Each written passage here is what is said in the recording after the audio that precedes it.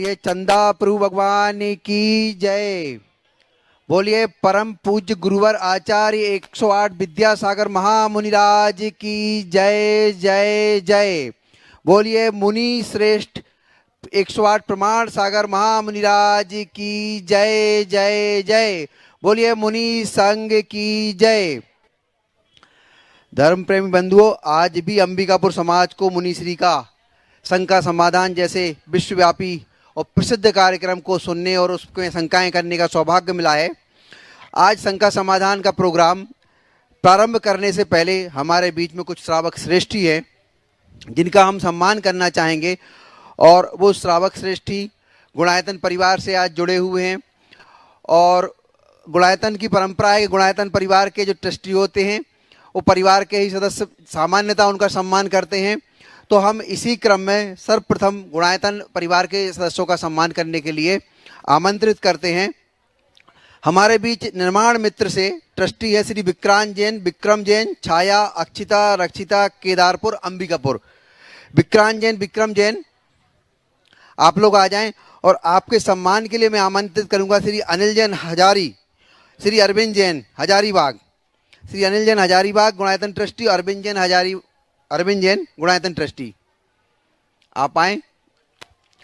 और श्री विक्रांत जैन, विक्रम जैन जो निर्माण मित्र बने हैं, निर्माण मित्र से ट्रस्टी, आप आए, गुरुजी को नमन करें। और मंच पर आपके सम्मान के लिए श्री अनिल जैन हजारीबाग, अरविंद जैन।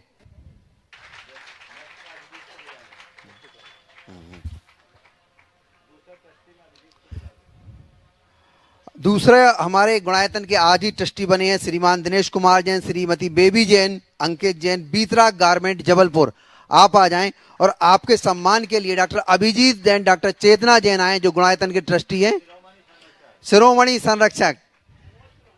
महाराज जी अब पद और पदवी बढ़ती जा रही है आपके प्रभाव से। हमारी जानकारी में आप ट्रस्टी थे, आप शिरोमणि संरक्षक हो गए।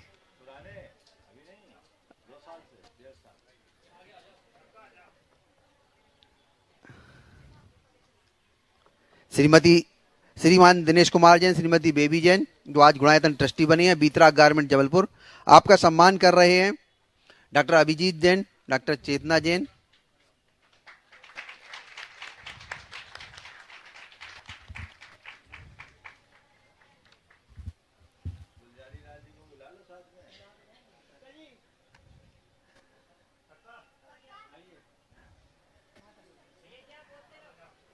बेबी जैन के माता पिता जो बेबी जैन और दिनेश जैन हमारे बहनोई और बहन हैं। हमारा परिवार गुणायतन और गुरुजी के चरणों में पहुंचने के बाद काफी उन्नत हो गया है हर दृष्टि से।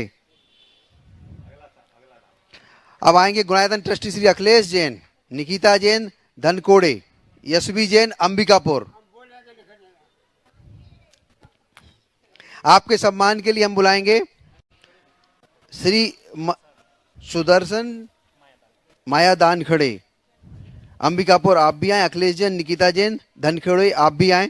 और आपके सम्मान के लिए हम बुला रहे हैं श्री मनीष जैन बुडार, श्री अमित जैन गुणायतन ट्रस्टी।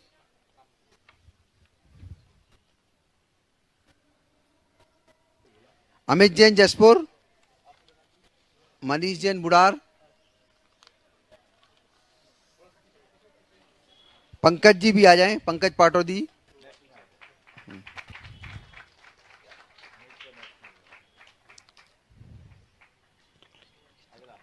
श्री अगले गुणायतन ट्रस्टी सम्मान के लिए आएंगे विजय कुमार मोदी, श्रीमती सरोज मोदी अंबिकापुर, श्री नितिन मोदी, श्रीमती निधि मोदी, दक्ष मोदी अंबिकापुर। और आपके सम्मान के लिए पंकज जैन पाटोदी, श्री विवेक जैन गुणायतन ट्रस्टी, अमित जैन आप भी आ जाएं साथ में सम्मान के लिए।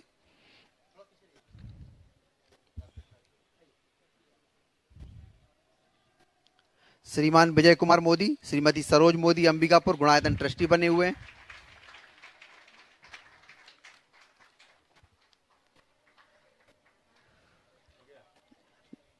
अब हमारे अंबिकापुर समाज का आग्रह है कि आप सम्मान करना चाहते हैं हमारे श्रीमान अनिल कुमार जी संगीता जैन और श्री अरविंद पायल जैन हजारीबाग वालों का।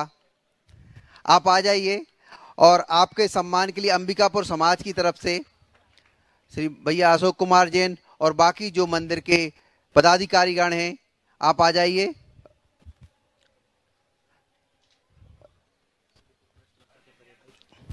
रूबी भाभी आप आ जाएं और बाकी समाज के लोग आ जाएं। श्रीमान अनिल कुमार संगीता जैन, श्रीमान अरविंद कुमार पायल जैन, आप हमारे मुनि श्रेष्ठ के गृहस्थ जीवन के बड़े और छोटे भाई हैं।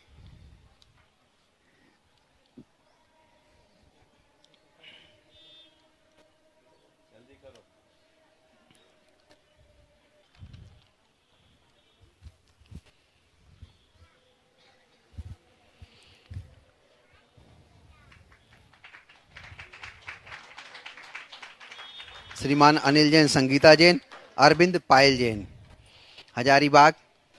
अंबिकापुर समाज आपका स्वागत करता है, वंदन अभिनंदन करता है और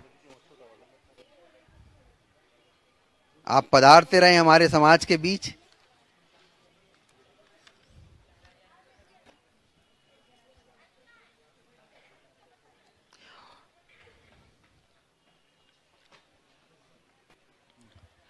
इसी सम्मानित क्रम में मैं ऐसे 4 लोगों को बुलाना चाहता हूं जिनके पुण्य बहुत प्रबल हैं। वो गुरुजी के साथ गमन में सहयोगी हैं, गुरुजी के गमन में पूरे तरह साथ रह रहे हैं। ऐसे लोग बड़े पुण्यशाली होते हैं जिनका सौभाग्य जागता है, जिनका समय और काल उनके साथ होता है कि वो इतना समय और अपनी चीज़ें दे पाते हैं, हम लोग सोचते रह जाते हैं। तो सबसे पहले जतिन जैन कोलकाता, अमित जैन गुमिया, आप एक साथ आ जाएं। श्री पंकज जैन, नीतू पटौदी, अमित गंगवाल और विवेक जैन कुनकुरी, आप सब एक साथ आ जाएं। और हनी जैन आप सब एक साथ आ जाएं। और आपके सम्मान के लिए गुणायतन ट्रस्टी आ जाएं, जो भी गुणायतन ट्रस्टी हैं यहाँ पर, आप उनके सम्मान के लिए आ जाएं। समाज के अंबिकापुर समाज से आ जाएं, अशोक जैन और बाकी जो भी राजेश भैया, डॉक्टर अभिजीत जैन, जिनको हम नहीं पहचानते वो भी आ जाएं। आपके यहाँ पर ये श्रावक श्रेष्ठी हैं, आप इनका सम्मान करिए अंबिकापुर समाज से।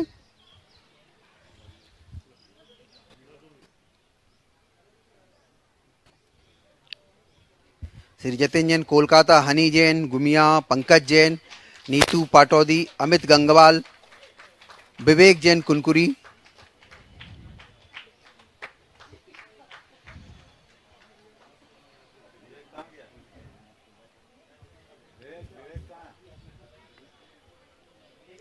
और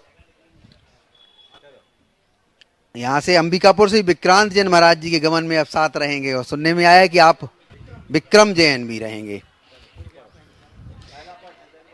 अब हम शंका समाधान कार्यक्रम को चालू कर रहे हैं। तो पहला प्रश्न मैं ले रहा हूं श्रीमान अनिल कुमार संगीता जैन की तरफ से हजारीबाग और श्री अरविंद पायल जैन हजारीबाग, आप एक साथ खड़े हो जाएं और अपनी शंका गुरुजी के समक्ष रखें। इसके बाद छोटू शर्मा अंबिकापुर तैयार रहेंगे। नमस्ते महाराज जी, इच्छा में महाराज जी।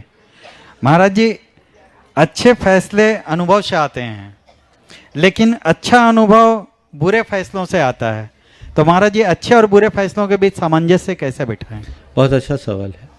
अच्छे फैसले अनुभव से आते हैं और बुरा फैसला अनुभव बुरे फैसले से आता है। आपने पूछा अच्छे और बुरे फैसले के बीच सामंजस्य कैसे बनाएं। कोई ज़रूरी नहीं। एक सफलतम व्यक्ति से किसी ने पूछा कि आपकी सफलता का राज क्या है, तो उन्होंने उत्तर दिया अनुभव। आपकी सफलता का राज क्या है? उन्होंने कहा सही निर्णय। पूछा सही निर्णय लेने की क्षमता कैसे आई? बोला अनुभव। बोला अनुभव कैसे पाया? कहा गलत निर्णय। सामने वाला आश्चर्यचकित रह गया, गलत निर्णयों से सही निर्णय लेने का अनुभव कैसे पाया? बोले हाँ, मैंने अपने हर गलत निर्णय की समीक्षा की और तय किया इसकी पुनरावृत्ति नहीं करेंगे, नतीजतन मैं अच्छा निर्णय लेने में समर्थ हो गया। तो हम जो भी निर्णय या फैसला लेते हैं, कोशिश करें कि हम सही ले। पर कितना भी समर्थ व्यक्ति हो, कुछ फैसले उनके गलत होते भी हैं, लेकिन गलत फैसलों से सीख लेने वाला व्यक्ति उन्हें सुधार सकता है और जीवन को आगे बढ़ा सकता है। नमोस्तु महाराज जी। इच्छा में छोटू शर्मा अंबिकापुर। आगे महाराज की जय हो। महाराज, मैं एक कंजक्शन में पढ़ा रहता हूँ कि जब ध्यान करते हैं तो अपनी आंखें को बंद करके करूँ या खुला कर करूँ या बीच में करूँ और कैसे करूँ वो हमें खुलकर बताएं। देखिए, ध्यान करते समय आँख खोल के रखने से व्यवधान आता है, बहुत सारी चीज़ें इधर उधर की दिमाग में आ जाती। उत्तम तो है ना खोले ना बंद करें, अपितु नासा दृष्टि रखें। समझ गए? अपनी दृष्टि को नाक के अग्रभाग में ऐसे केंद्रित करें, ये सर्वोत्तम है। अथवा आंखें बंद कर लें। लेकिन जिन्हें नींद आती हो ध्यान में, जी। वे आंख खोल कर कर सकते हैं। मुझे तो नींद नहीं आती है। तो बस बंद करके करें। नासा दृष्टि सर्वोत्तम। और सांस से लंबा लेना है या छोड़ना है ये जितना बन सके गहरी सांस लें। जी। गहरी सांस, गहरी निश्वास। हाँ, नमस्कार। नव्या जैन, अब अगले प्रश्न के लिए नव्या जैन और उसके बाद सुरेश कुमार अंबिकापुर तैयार रहेंगे। नहीं, अगला बोलो। सुरेश कुमार जी अंबिकापुर। महाराज जी नमोस्तु महाराज जी, नमोस्तु महाराज जी, नमोस्तु महाराज।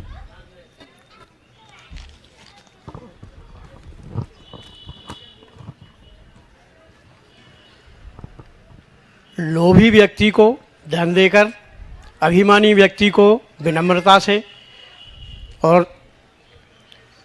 पंडित जी को सच बोलकर वश में किया जा सकता है, परंतु मूर्ख व्यक्ति को कैसे वश में किया जा सकता है, कृपया मार्गदर्शन। मूर्ख को समझाओ तो ज्ञान गांठ खो जाए। मूर्ख व्यक्ति को समझाने का प्रयास करना भी मूर्खता है, इसलिए उनसे तटस्थ रहना चाहिए। चलिए अगले गुणायतन ट्रस्टी श्री दिनेश कुमार जैन बेबी जैन बीतरा गारमेंट जबलपुर अपना प्रश्न रखेंगे गुरुजी के चरणों में।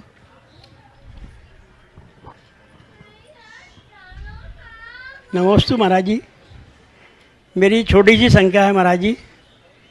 जब हम लोग मतलब अभिषेक करके और शांति धारा करके अर्घ चढ़ा देते हैं, उसके बाद फिर महिलाएं बोलती हैं भैया फिर से अभिषेक कर दो, तो क्या महाराज जी ये उचित है या अनुचित? अभिषेक समापन के अर्घ अर्पण के बाद नहीं करना चाहिए, उनको समझा देना चाहिए। नमस्ते महाराज जी। अगला प्रश्न रुद्राक्षी जैन। रुद्राक्षी जैन। पहुंचाओ जल्दी। और दोनों एक नाम और बोलो। सुषमा जैन रमेश चंद जैन अंबिकापुर। सुषमा जैन रमेश जैन अगला प्रश्न करें। नमोस्तु महाराज जी, नमोस्तु महाराज जी, नमोस्तु महाराज जी। मेरी यह शंका है कि आस्था और पैसे में कौन बड़ा है? जिनके पास पैसा होता है उनको सब पूछते हैं, जबकि जिनके पास आस्था वाले व्यक्ति तो रह ही जाते हैं। ऐसा क्यों होता है? और जिनके पास पैसा हो तो क्या तू ही भावना रखनी चाहिए? देखो, आस्था और पैसे में जहाँ तक बड़े की बात आपने पूछी, तो मैं तो ये कहूँगा कि दोनों में आस्था ही बड़ी है, पैसा नहीं।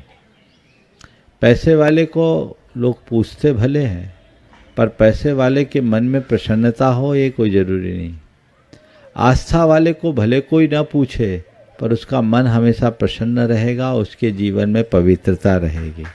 तो तुम बताओ, जीवन में पवित्रता का महत्व है या संपन्नता का? पवित्रता का। तो अब पता लग गया कौन बड़ा है, ठीक है ना। और धन वाले को अगर कोई पूछते हैं, खासकर धर्म क्षेत्र में भी, तो इसलिए पूछते हैं क्योंकि उसका कोई योगदान होता है। धन रखने वाले को कोई नहीं पूछता, धन लगाने वाले को सब कोई पूछता है। और धन भी तभी कोई लगा पाता है जब उसके मन में आस्था होती। समझ? महाराज जी, हम तीनों लोग आपके चरणों में एक भजन अर्पित करना बाद चाहते में। हैं। जी बाद में, चलो। नमस्ते महाराज। हाँ। गुरुजी एक सूचना आई है जिसको मैं पढ़ दूं। श्री मती शेफाली जैन प्रमाणिक पाठशाला यूएसए से भेजी है। उन्होंने आपको नमोस्तु करते हुए भेजा है कि एनआरआई प्रमाणिक पाठशाला के विभिन्न देशों जैसे USA, Canada, UAE, Europe, UK में चलती है, ऑस्ट्रेलिया वगैरह में। तो बच्चे एक साथ हाइकू कंठस्थ करके अपने शब्दों में अर्थ बताकर गुरुजी को श्रद्धांजलि देना चाहते हैं, आचार्य भगवान को श्रद्धांजलि देना चाहते हैं। 2 मार्च को न्यूयॉर्क के समय के अनुसार 12 बजे, जिसका भारत में समय 10:30 बजे रात्रि को रहेगा, 2 मार्च को विनयांजलि अर्पित करेंगे। इसमें 6 साल से छोटे बच्चे स्तुति करके विनयांजलि अर्पित करेंगे। लगभग 125 बच्चे ऐसी विनयांजलि अर्पित करेंगे जिसकी लिंक यूट्यूब पर और प्रमाणिक ऐप पर munipramanasagar.net वेबसाइट पर उपलब्ध रहेगी। आप सबसे उनका अनुरोध है कि आप भी इसमें 10:30 बजे भारतीय समय अनुसार शामिल हो 2 मार्च को। अगले प्रश्न के लिए सुषमा जैन, राजेश जैन, रमेश जैन का तो है ना सर। हाँ बोलिए, रमेश जैन। इसके बाद हाँ। नमोस्तु महाराज जी, नमोस्तु महाराज जी, नमोस्तु महाराज जी, इच्छा भी महाराज जी। महाराज जी मेरे 2 प्रश्न हैं छोटे छोटे से। महाराज जी मैं एक बात पूछना चाहता हूँ, शाम को सूर्यास्त के बाद चारों प्रकार का आहार का त्याग होता है सूर्य उदय तक।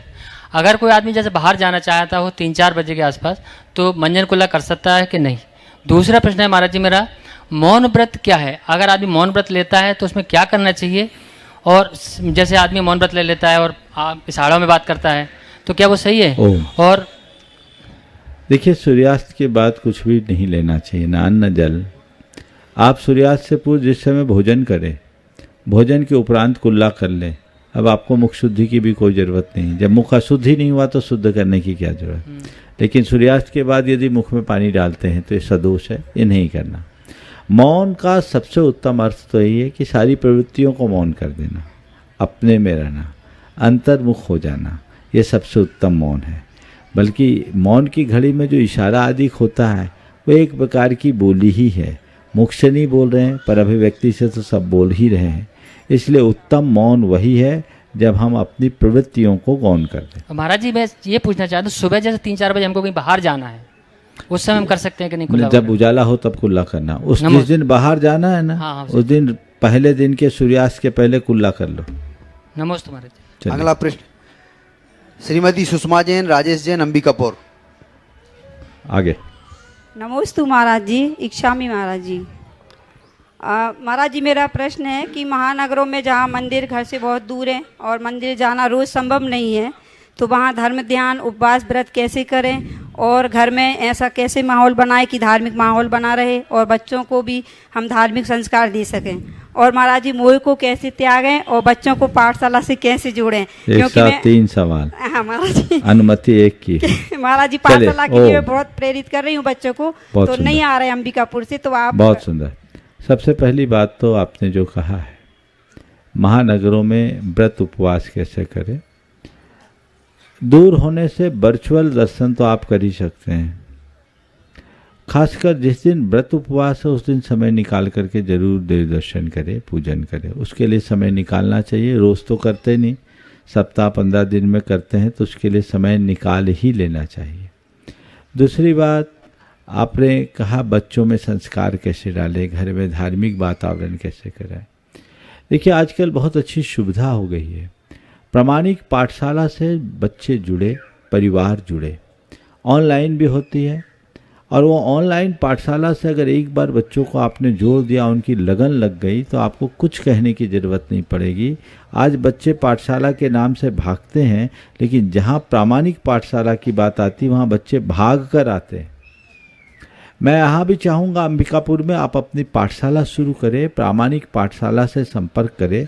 कुनकुरी और जसपुर में वो चालू है, आप लोग भी यहाँ पर करें। कुछ महिलाएं आगे आ जाए तो बहुत उत्तम रीति से आप ऑफलाइन यहाँ पर अपने बच्चों को, आपके पास पर्याप्त स्थान है, सप्ताह में 1 दिन 2 दिन का जो उनका कार्यक्रम होता है वो चलाकर उनमें अच्छे संस्कार भर सकते हैं। और जो यहाँ नहीं आ सकते वो ऑनलाइन अपने बच्चों को कर सकते हैं। आप उनको करें, उनमें अच्छे संस्कार पड़ेंगे, उनका जीवन आगे बढ़ेगा।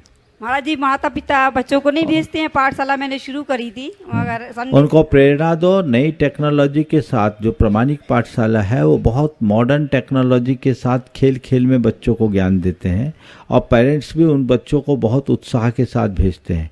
आपको भी मैं ये कहूँगा, यहाँ के सारी समाज के लोगों से कहूँगा कि आप पाठशाला जरूर खुलवाएं और पाठशाला खोल करके बच्चों को प्रेरित करें। एक बार शुरू हो जाए तो बहुत बहुत अंतर आएगा। और मोह को कम करने के लिए ज्ञान भाव को जगाओ, आगे बढ़ो। नमस्ते महाराज जी, नमस्ते। प्रमाणिक ऐप और दोनों पर, एंड्रॉइड पर और एप्पल पर उपलब्ध है। आप लोग सब बच्चों को डाउनलोड कराएं और बच्चे जो यूट्यूब देखते हैं उसकी जगह पर उस पर बहुत अच्छी कहानियां हैं प्रेरक जैन धर्म की, वो दिखाएं। और उसमें पाठशाला भी है, वो उस पर ज्वाइन कराएं। अगला प्रश्न श्रीमती श्रुति आराध्य जैन, अंबिकापुर, और उसके बाद अबनी भूरा तैयार रहेंगे। श्रुति आराध्य जैन।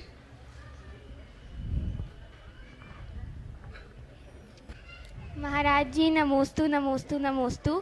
चुल्लक जी को इक्षामी इक्षामी इक्षामी। महाराज जी मेरा आपसे प्रश्न है कि हमें रात्रि भोजन क्यों नहीं करना चाहिए? बहुत अच्छा। अभी तुम यहाँ बैठी हो, अभी दिन है ना? हाँ। अभी कोई मच्छर काट रहे क्या? नहीं। और रात में बैठोगे तो काटेंगे। क्यों? कहाँ से आ गए मच्छर? मतलब खाने के ही उससे। न मच्छर क्यों आए? रात में क्यों आए, दिन में क्यों नहीं आए? पता है? इसका एक साइंस है। सनलाइट में अल्ट्रावायलेट और इंफ्रारेड रेज होती है। उस रेज के कारण सूक्ष्म जीव उत्पन्न नहीं होते। जो पहले से उत्पन्न होते हैं वो यहाँ वहाँ छिप जाते हैं। जैसे ही सनसेट होता है, रात्रि होती है, जीवों की उत्पत्ति भी होने लगती है और जो छिपे हुए होते हैं वो निकलने लगते हैं। तो अब जीवों का संचार, जीवा का आवागमन जब होगा तो उनको हमारे भोजन में शामिल होने की संभावना है कि नहीं है। और अगर वो हमारे भोजन में शामिल हो गए तो हमसे हिंसा होगी कि नहीं होगी। तो हमें हिंसा करेंगे तो अधर्म होगा कि नहीं होगा। पाप होगा कि नहीं होगा। तो हमको पाप से बचना है कि नहीं बचना है। तो रात्रि भोजन त्यागना है कि खाना है? त्यागना है। समझ गए? इसलिए रात्रि भोजन का त्याग करना चाहिए। नमस्ते। और भोजन भी उसका दुष्प्रभाव पड़ता है, भोजन भी जहरीला हो सकता है। फिर दूसरी बात, रात में खाओ और सो जाओ तो उसका ठीक ढंग से पाचन नहीं होता। तो अपने शरीर को हेल्दी बनाए रखने के लिए और अपने आप को स्वस्थ बनाए रखने के लिए दिन में खाना चाहिए। नमस्ते महाराज। अगले प्रश्न के लिए अबनी भूरा। नहीं, हाँ अच्छा, बच्चे ही बच्चे आज। आगे। नमस्तु नमस्तु नमस्तु। मेरे गुरुदेव के वंदन में सत गुरुदेव के चरणों में सत नमन। गुरुदेव, मेरा प्रश्न ये है कि सभी कहते हैं भगवान की पूजा करनी चाहिए, मगर वास्तव में भगवान होते हैं? इसमें क्या संशय है? भगवान होते हैं तभी तो हम पूजा करते हैं। मंदिर में कौन बैठे हैं? अगर होते हैं तो हमें दिखते क्यों नहीं हैं? हम देखेंगे तब तो दिखेंगे। देखना चाहेंगे तभी ना दिखेंगे। वहाँ जो बैठे हो भगवान ही है, वो ध्यान में है, उनको देखने की कोशिश करो। मूर्ति मत देखो, उनके भीतर छिपे भगवान को देखो। समझे? हमने उनकी प्रतिष्ठा की है, वो बीतराग अवस्था को प्राप्त है। समझ गए?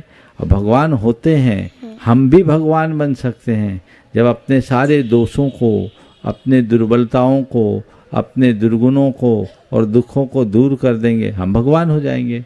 समझ गए? जी। चलिए अगले प्रश्न के लिए श्रीमती बबीता जैन अंबिकापुर, उसके बाद ज्योति जैन चिरमिरी तैयार रहेंगी। बबीता जैन अंबिकापुर।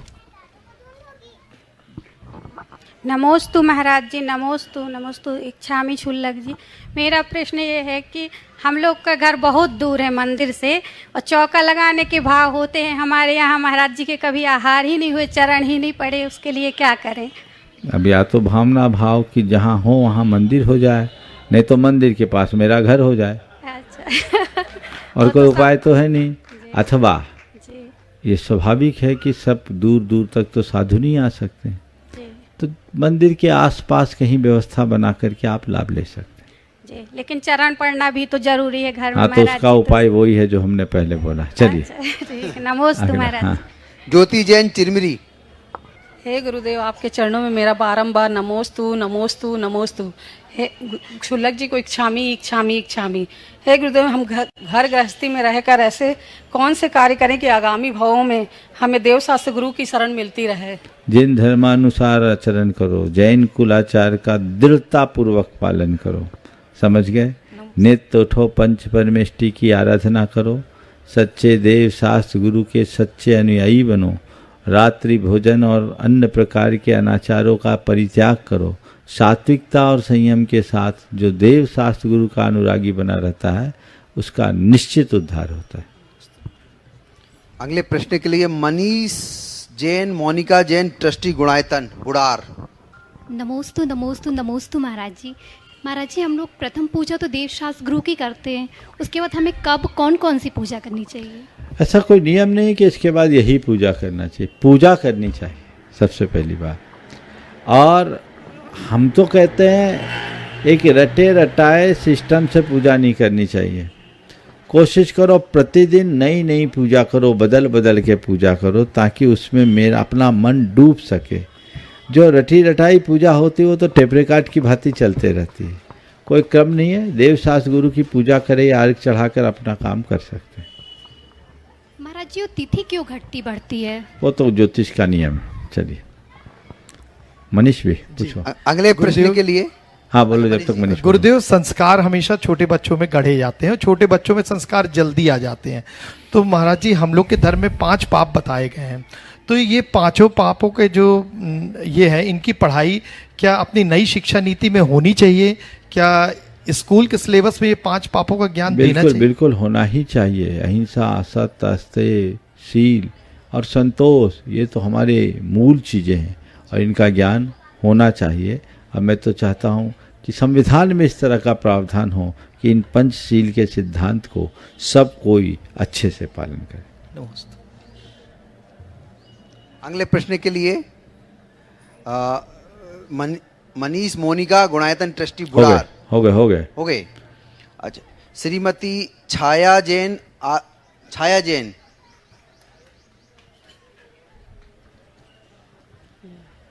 नमस्ते महाराज जी, इच्छा में महाराज जी।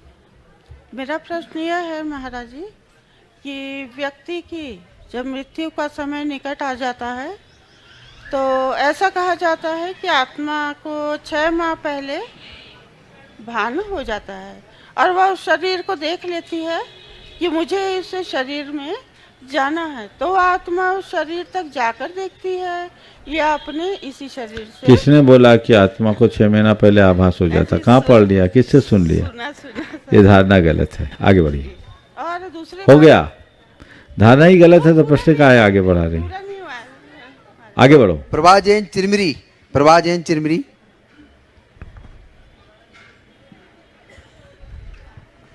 नमोस्तु महाराज जी, नमोस्तु महाराज जी, नमोस्तु महाराज जी। इच्छामी महाराज जी। महाराज जी, हमारा आपसे प्रश्न है कि अगर हम कोई नियम लेते हैं और हमसे उस नियम का खंडन हो जाता है तो उसका प्रायश्चित कैसे किया जाए? देखिए, छोटे मोटे नियम के तो प्रायश्चित भगवान की साक्षी में जाके अपने निंदा गढ़ापूर्वक कर लेना चाहिए। विशेष नियम मूल रूप से मुख्य बातों की वो गुरुओं से लेना चाहिए। आगे अगला प्रश्न है अनुभव जैन, मास्टर अनुभव जैन करना चाहते हैं, गुरुजी से अपना प्रश्न पूछें, वहीं खड़े होके। नमोस्तु महर्षि, मेरा प्रश्न है कि सारे मुनि के नाम के अंत में सागर क्यों लगता है और उसका अर्थ क्या है? ये कोई जरूरी नहीं कि सागर ही लगे, पर ज़्यादातर मुनियों के नाम के साथ सागर लगता है। अन्य नाम भी लगते हैं, नंदी, सेन आदि भी लगे हैं, लेकिन सागर क्यों लगाया जाता है सुनो। सागर विशाल होता है, गंभीर होता है और सागर रत्नों की खान माना जाता है, रत्न भरे रहते हैं। ऐसे ही जो सागर की तरह विशाल होते हैं, गंभीर होते हैं और गुणी होते हैं, वो मुनि होते हैं, इसलिए उनके नाम के आगे सागर लगाया जाता है। ठीक, चलो अगला प्रश्न किरण जैन। दो। नमोस्तु महाराज जी, नमोस्तु महाराज जी। इच्छा में भी महाराज जी, मेरा प्रश्न यह है कि जैसे बेदी में फकचाल के लिए चढ़ते हैं तो बार बार है ना, मतलब चढ़ने के बाद है ना, फिर भी लोग है ना उनको उतार के बार बार पैर छूते हैं भगवान जी के, ये सही है या गलत? विवेक से काम करना चाहिए, ऐसा नहीं करना चाहिए। बार बार बेदी में चढ़ना भी नहीं चाहिए। कोई एक व्यक्ति चढ़ जाए, विनय पूर्वक भगवान को वहाँ से उठाकर विराजमान करे और फिर विधि पूर्वक वहाँ विराजमान करे। अगले प्रश्न के लिए विवेक जैन, राखी जैन, अंबिकापुर।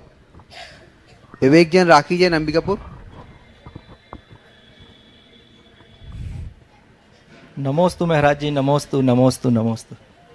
महाराज जी, मेरा सवाल ये है कि जब कोई व्यक्ति दान करता है तो दान तो निस्वार्थ भाव से करना चाहिए, लेकिन कभी कभी ऐसा होता है कि आदमी मन में या मंदिर में कहीं जाके ये भगवान के सामने बोलता है कि मेरी ये इच्छा पूरी हो जाएगी तो मैं ये दान करूँगा या कुछ भी दान करूँगा। तो इस प्रकार का दान महाराज जी दान की श्रेणी में आता है कि नहीं आता है? और दान करने के साथ यदि हम किसी चीज़ की प्राप्ति की इच्छा रखते हैं तो ये उचित है या अनुचित है? देखिए, दो दृष्टियां हैं। मन्नत मनौती तो कभी नहीं मानना चाहिए, लेकिन एक है मन्नत, एक है संकल्प, दोनों में अंतर है। हे भगवान मेरा ये काम करा दो तो मैं ये करूँगा, यह है मन्नत। लेकिन एक संकल्प है, जिस दिन मेरा ये काम पूरा होगा उस दिन मैं ये काम करूँगा, यह है संकल्प। तो संकल्प अच्छी चीज़ है। जैसे किसी ने कहा, सोचा जिस दिन मेरे रिटायरमेंट में पीएफ का पैसा आएगा उस दिन मैं उसका 10% दान करूंगा, ये संकल्प है। और कोई भगवान के पास श्रीफल चढ़ा करके निवेदन करा, है भगवान मेरा जमीन बिकवा दो मैं दान करूंगा, ये हो गई मन्नत। जी महाराज। तो ये मन्नत नहीं, संकल्प करना चाहिए। समझ गए? जी महाराज, नमस्ते महाराज। अगले प्रश्न के लिए मनीषा जैन। मनीषा जैन आगे, और उसके बाद राहुल जैन तैयार रहेंगे। नमस्ते महाराज जी, नमस्ते महाराज जी, नमस्ते महाराज जी। इच्छामी शुल्लक जी, इच्छामी शुल्लक जी। महाराज जी मेरा क्वेश्चन ये है, मैंने सुना है कि भक्तांबर को एक ही जगह बैठ के मतलब शुद्धि, पूर्ण शुद्धि के साथ पढ़ना चाहिए, क्या मतलब ऐसा? और मतलब घर से रास्ते मंदिर आते समय क्या भक्तांबर पढ़ सकते हैं? देखिए, भगवान का नाम तो कहीं भी ले सकते हैं, लेकिन अनुष्ठान जो होता है वो एक चित्त होकर करना चाहिए, इसलिए शुद्धि पूर्वक एक स्थान पर बैठ के करना। और महाराज जी मेरा क्वेश्चन मतलब महाराज जी भक्तांबर जो 48 दीपकों के द्वारा आरती करते हैं, क्या मतलब उसमें हिंसा का दोष नहीं लगता? ये आपको अपने विवेक से करना चाहिए। चलिए राहुल जैन। राहुल जैन। महाराज जी को बार बार नमस्तुतु नमस्तु नमस्तुतु। शुल्लक जी को इच्छामी इच्छामी इच्छामी। महाराज जी मैं शिक्षा क्षेत्र में काम करता हूँ, तो मेरे जो विद्यार्थी हैं, विद्यार्थी, शिष्य, श्रावक, चेला और सागिर्द में क्या अंतर है? विद्यार्थी, शिष्य, श्रावक और चेला और सागिर्द। सागिर्द अच्छा है। देखिए, विद्यार्थी जो विद्या के अध्ययन के लिए प्रवृत्त है, विद्यार्थी एक शब्द और जोड़ दो, छात्र। समझ गए? तो छात्र और विद्यार्थी दोनों एक अर्थक हैं। वो विद्या उपार्जन के लिए आया है, वो विद्या अर्जन कर रहा है। उसके विद्या अर्जन का आज के संदर्भ में जो अर्थ है वो लर्निंग अर्निंग के लिए है, अर्थोपार्जन के लिए, क्योंकि आज अर्थकरी विद्या को ही प्रमुखता दी गई। शिष्य बहुत ऊंचे स्तर का शब्द है। शिष्य का मतलब है जो गुरु के प्रति पूरी तरह समर्पित हो जाए, जो गुरु के प्रति समर्पित हो, जिसने अपनी इच्छा शक्ति, निर्णय शक्ति और समझ शक्ति को गुरु चरणों में अर्पित कर दिया है और जिसका संपूर्ण जीवन गुरु गढ़े, उसका नाम शिष्य है। समझिए? अब फिर है चेला। जो किसी का अनुकरण करे वो चेला है। सागिर्द, जो किसी के साथ रहे वो सागिर्द है। और क्या बचा? एक और बता, ये श्रावक। श्रावक एक अलग शब्द है।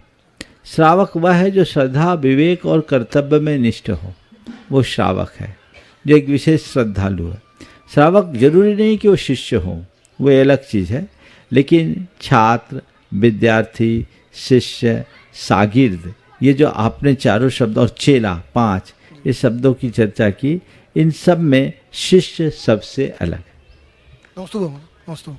अगले प्रश्न के लिए डॉक्टर अभिजीत, डॉक्टर चेतना जैन, गुणायतन, शिरोमणि संरक्षक। हो गए? नमोस्तु गुरुदेव, नमोस्तु गुरुदेव, नमोस्तु गुरुदेव। इच्छामी महाराज। महाराज जी मेरा प्रश्न आपसे है कि आप हमेशा बोलते हैं कि सर्वधर्म समान है, सभी मनुष्य एक से हैं, सब एक जैसे ही हैं, एक समान है। तो फिर ये जो लव मैरिजेस आजकल हो रही हैं, ये कहाँ तक प्रासंगिक हैं? इसका क्या साइड इफ़ेक्ट होगा समाज पे एक्सेप्ट करने से, और नहीं एक्सेप्ट करने से क्या? मैं ये नहीं कहता कि सब धर्म समान है। मैं सदैव ये कहता हूँ धर्मी को समान मानो, और धर्म के नाम पर लड़ो मत, धर्म सहिष्णु बनो, ये लक्ष्य होना चाहिए।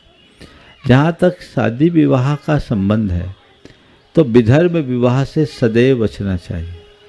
विधर्म विवाह अगर इसी तरह चलता रहे तो हमारा धर्म विलुप्त हो जाएगा, हमारी परंपराएं नष्ट हो जाएगी।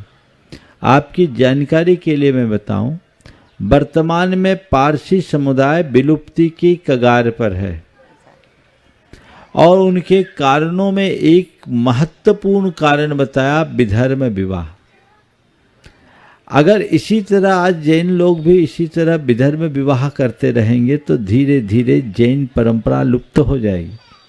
तो अपनी परंपरा को अक्षुण्ण बनाए रखने के लिए विवाह के संदर्भ में हमें अपने धर्म के बारे में विचार करना चाहिए और प्रत्येक व्यक्ति को अपने धर्म का दृढ़ता से पालन करना चाहिए और दूसरे धर्म की निंदा से बचना चाहिए। ये रास्ता। नमोस्तु गुरुदेव।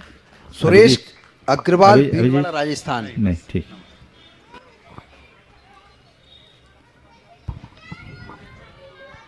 आस्थान के समस्त भाइयों की तरफ से बार बार नमन। मेरा प्रश्न है कि बहुत से मंदिर इतने विशाल होते हैं कि उनके मूल प्रतिमा जी का कभी अभिषेक ही नहीं हो पाता, ऐसे में उनका कैसे करें? देखिए, मूल प्रतिमा का प्रक्षाल रोज होता है, अभिषेक रोज नहीं होना चाहिए। मंदिर कितने भी विशाल हो, उसकी पूजा अर्चा की व्यवस्था पूरी बनी रहनी चाहिए। अगर नहीं बन रही है तो व्यवस्थापकों की कमी है, उन्हें ठीक करना चाहिए। अगले प्रश्न के लिए अखिलेश जैन, अंबिकापुर। श्री महाराज जी के चरणों में बारंबार नमस्तु। इच्छामी महाराज जी, मेरा प्रश्न यह है महाराज जी कि अगर हमने कोई त्याग लिया है तो, और अगर कोई व्यक्ति अगर उस त्याग को अपने हिसाब से या अपने इच्छा के हिसाब से कुछ उसमें एडजस्टमेंट करता है तो क्या इससे उसको पाप लगता है क्या? देखो, एक लाइन में बोलता हूँ, हमें स्वयं को नियमों के अनुरूप ढालना चाहिए, नियमों को अपने अनुरूप नहीं ढालना चाहिए। समझ गए? तो कोई भी त्याग लिया उसमें शिथिलता मत रखो। अगर त्याग लिया है तो दृढ़ता से उसका पालन करो। समझ गए? तब रास्ता ठीक हो। नमस्ते महाराज जी। अगला प्रश्न साक्षी जैन, साक्षी जैन, और उसके बाद रेखा जैन, अंबिकापुर तैयार रहेंगी। महाराज श्री के चरणों में मेरा बारंबार नमस्तु। महाराज श्री, कई बार ऐसा होता है कि जन्म देने वाली माँ या परवरिश देने वाली माँ में से हमें किसी एक को चुनना होता है, तो हमें किसको चुनना चाहिए? तुम किसको चुनना पसंद करोगे? महाराज श्री, वही तो नहीं पता है। देखो, आजकल तो बहुत कम होता है कि जन्म देने वाली माँ, परवरिश करने वाली माँ अलग अलग हो, लेकिन अगर किन्हीं के साथ ऐसा है कि एक तरफ जन्मदात्री माँ है और एक तरफ परवरिश करने वाली, पालन पोषण करने वाली माँ है, अब दोनों के बीच चुनाव करने का जब सवाल आए तो मैं कहूँगा जहाँ ज़्यादा ज़रूरत है उधर ध्यान देना चाहिए, क्योंकि हमारे लिए दोनों का बड़ा उपकार है। एक ने जन्म दिया है, दूसरे ने जीवन दिया है।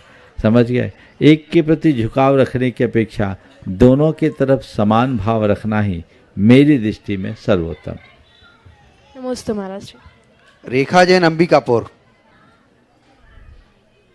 माइक।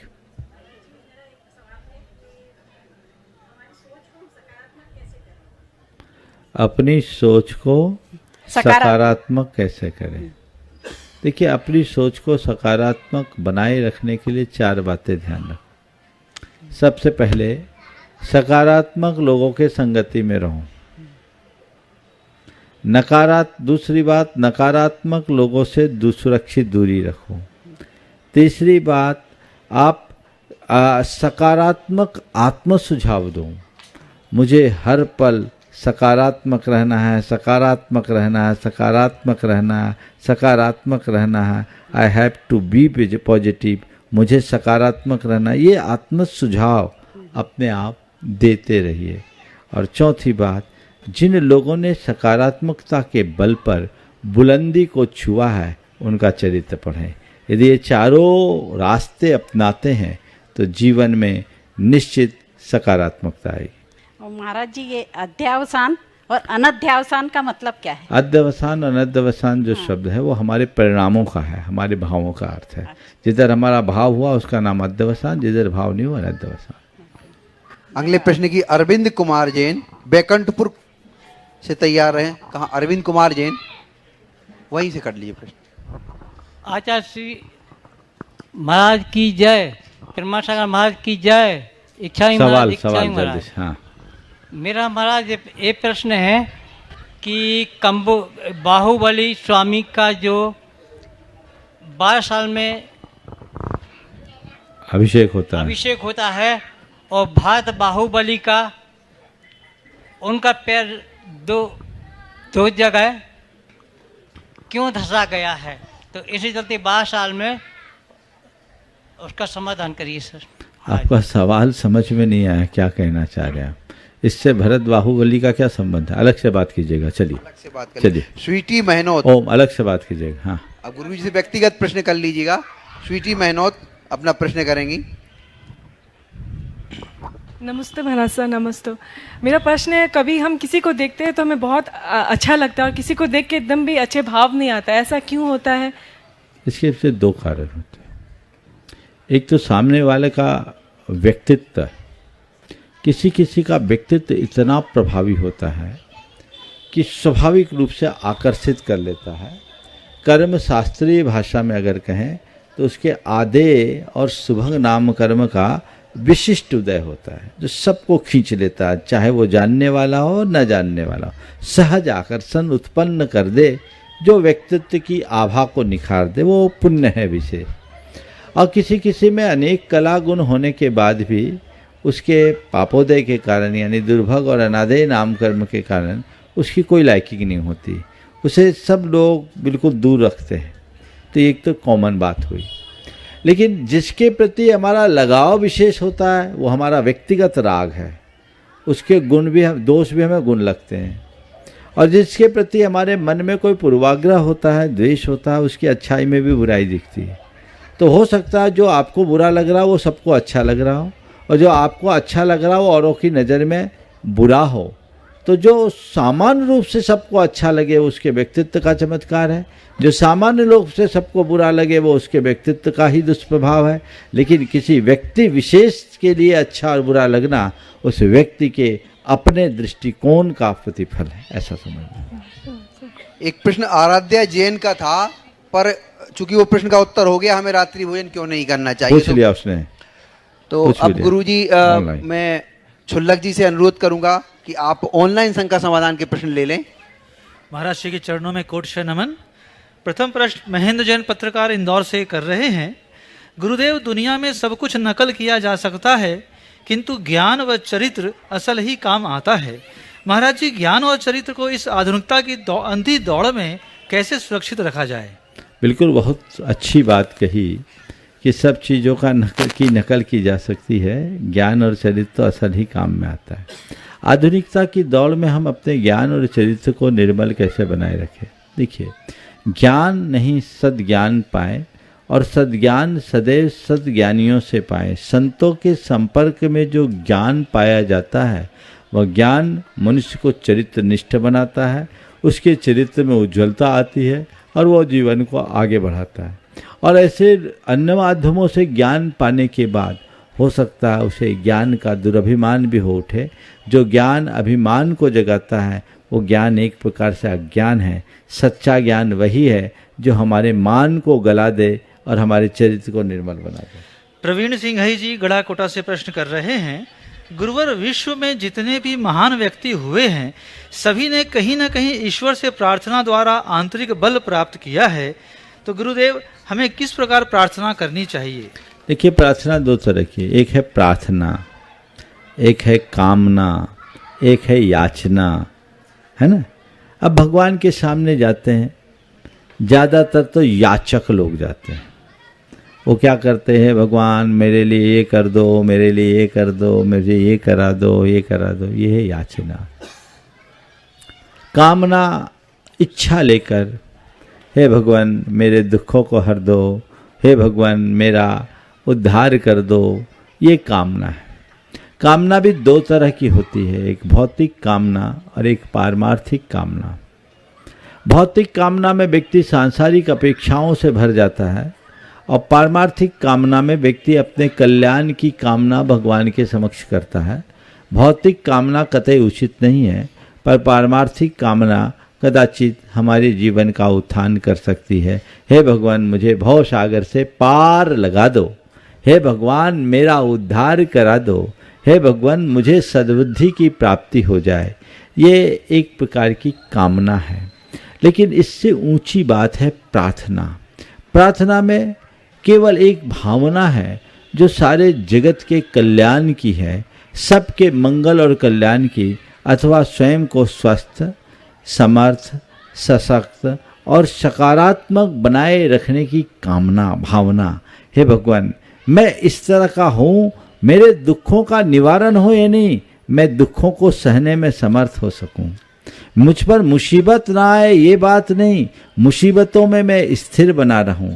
इस तरह की प्रार्थना करना सबसे उत्तम माना जाता है, और जो मनुष्य इस तरह की प्रार्थना करता है वही सच्चे अर्थों में बलिष्ठ होता है। लक्ष्मी जैन कटनी से प्रश्न कर रही हैं, गुरुवर मेरी शंका यह है कि मोह खत्म होने पर जीवन में कोई भी चीज खोने का डर खत्म हो जाता है, जैसे कि रिश्ते, दौलत और जीवन। तो गुरुवर, मोह को कैसे खत्म करें? वास्तविकता को जान लो, मोह खत्म होगा। देखिए, किसी व्यक्ति से किसी व्यक्ति का बड़ा जबरदस्त मोह होता है। आप लोगों के जीवन का भी अनुभव होगा। आप उसके लिए जान न्यौछावर करने को तत्पर, लेकिन जिस दिन आपको मालूम पड़ जाता, अरे आदमी तो मेरे सामने कुछ और है, असलियत कुछ और है, उसका दोहरा चरित्र समझ में आ जाए, तो फिर क्या होता है? क्या होता है? उस व्यक्ति का नाम लेना भी पसंद नहीं आता। क्यों? मोह भंग हो गया। एक केस हुआ ऐसा, एक युवक एक लड़की से शादी करना चाहता था। उसके माता पिता वो नहीं चाहते थे। मेरे पास भी लेकर आए, मैंने समझाया, लड़का मानने को तैयार नहीं था। पर पता नहीं उस लड़के को देखकर मेरे मन में क्या आया। मैंने कहा, बेटा तू कह जरूर रहा है, लेकिन ये शादी तेरी होगी नहीं।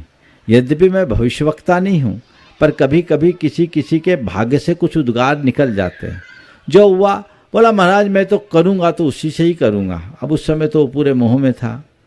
अब कोई साल भर बीता, पिताजी की सम्मति, माता पिता की सम्मति के अभाव में वो संबंध तो नहीं हो रहा था।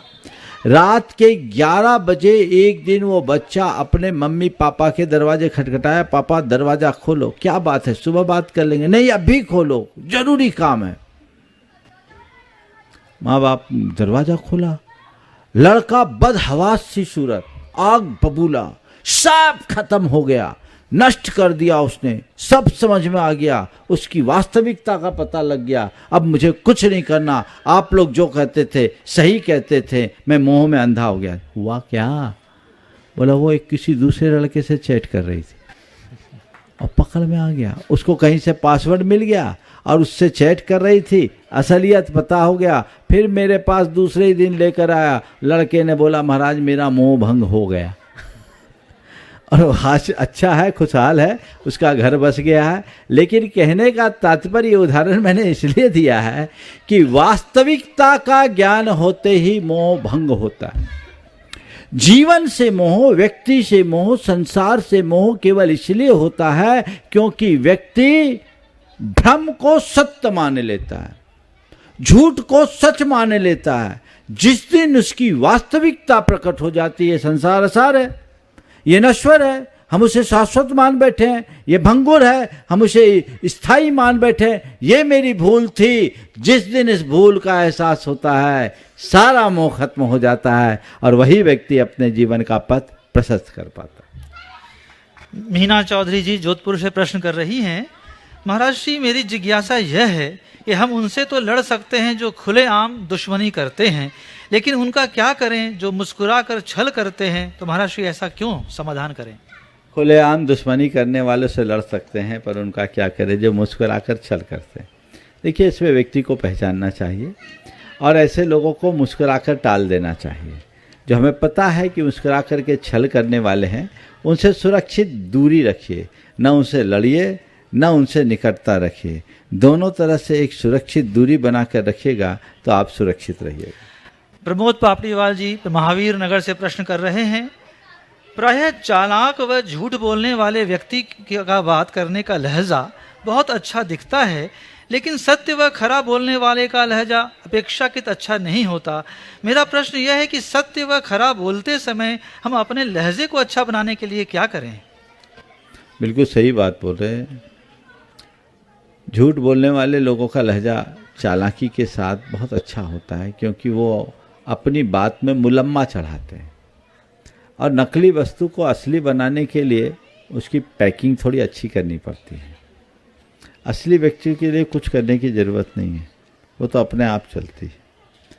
सत्य सत्य है, यदि वह बदसूरत भी है तो स्वीकार है, और झूठ सुंदर भी हो वो आकर्षक होता है पर उसमें स्थायित्व नहीं होता। जिस दिन झूठ की असलियत का पता लगता है लोग उससे दूर हो जाते हैं। प्रश्नकार ने बहुत अच्छा सवाल किया कि हम ऐसा क्या करें कि सच बोलते समय भी हमारा लहजा अच्छा बने। बिल्कुल, हमारी नीति भी यही कहती है कि सत्यता के साथ प्रियता का ध्यान रखना चाहिए।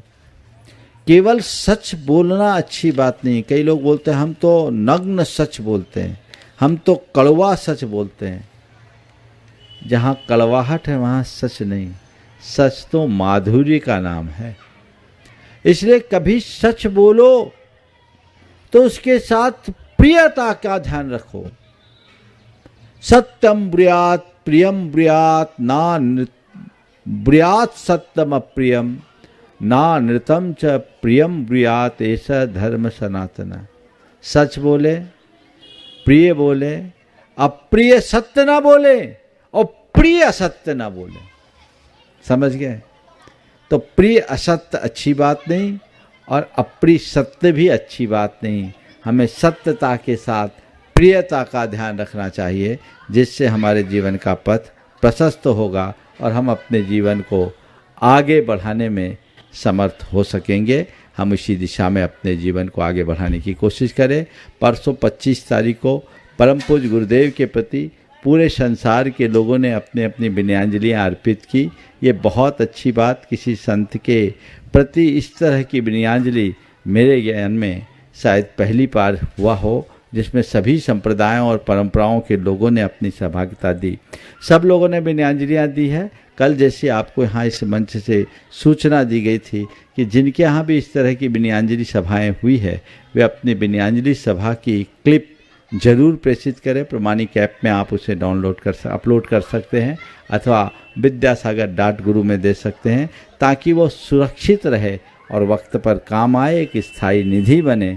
ये सूचना आप सबके बीच होनी चाहिए। इसे अधिक से अधिक लोगों तक फैलाना भी आपकी जिम्मेदारी है। आप इसे फैलाएं और जीवन को आगे बढ़ाएं। समय आप सबका हो गया, यहीं पर विराम। बोलिए परम पूज्य आचार्य गुरुवर श्री विद्यासागर जी महाराज।